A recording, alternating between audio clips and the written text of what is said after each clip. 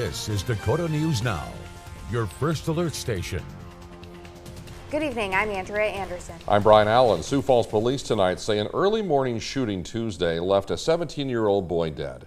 Initially, this shooting was reported as self-inflicted, but tonight investigators are saying that's not the case. Now another juvenile and a woman are charged in his death. Cooper Sumer has been looking into this for us and has our top story here at 6. Cooper, good evening. Yeah, Brian and Andrea, after police spent some time talking to witnesses of the shooting, they no longer believe it was self-inflicted. They allege that another juvenile in the home pulled the trigger, and they say that this woman, Savannah Randall, tried to cover it up.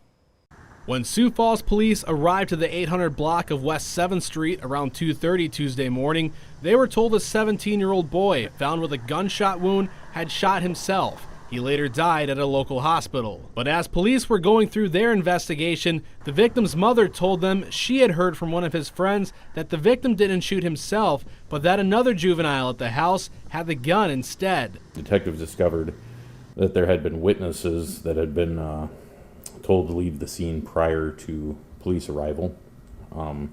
Detectives were able to track down these witnesses. Those other juveniles told a different version of what happened, that the victim didn't have the gun, and that 33-year-old Savannah Randall allegedly told other witnesses at the house to leave after the shot was fired. In the affidavit, Randall allegedly said they needed to, quote, make it look like he shot himself, referring to the victim. Through interviews and a preliminary investigation of the scene and the body, it's determined that this gunshot wound was not self-inflicted.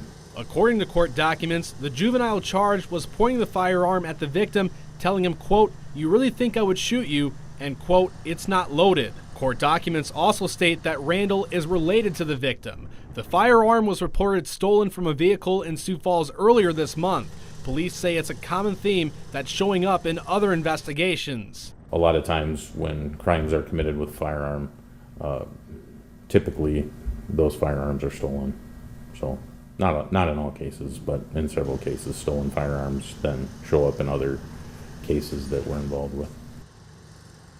Now, police are still treating the shooting as an accident, but however, Randall is facing several charges, including 9 counts of abuse or cruelty to a minor and 1 count of false reporting. Because the second person charged is a juvenile, police can't talk about what charges they face.